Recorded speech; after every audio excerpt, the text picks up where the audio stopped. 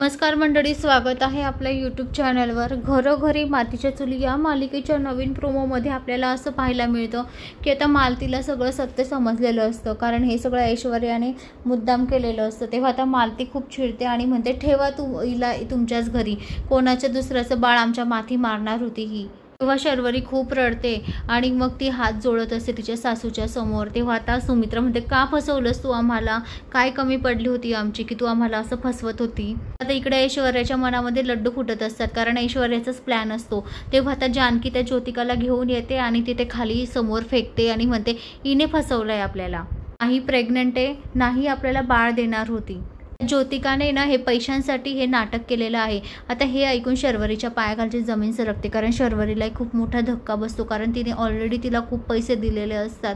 तर आता हे ऐकून सुमित्रा आणि शर्वरीचे वडील त्यांनाही खूप मोठा धक्का बसतो. ज्योतिकाने ना फक्त नाटक केलंय, नाटक, आणि तेही कोणाच्या सांगण्यावरून केलंय ना हे आपल्याला लवकरच कळेल. मंडळी, आता ऐश्वर्याचं सत्यसुद्धा आता सगळ्यांसमोर येणार, कारण हा डाव ऐश्वर्यानेच रचलेला असतो. तर आता इकडे ऐश्वर्याचे पायाखालची जमीन सरकते. ऐश्वर्या म्हणते, ही जानकी काही केलं ना तरी सगळं समोरच घेऊन येते.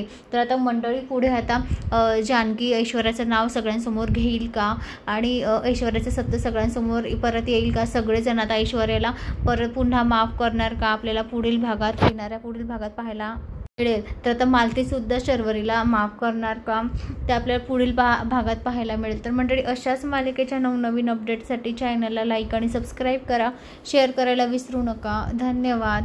अशाच मालिकेचे नवनवीन अपडेट तुमच्यापर्यंत पोहोचले जातील.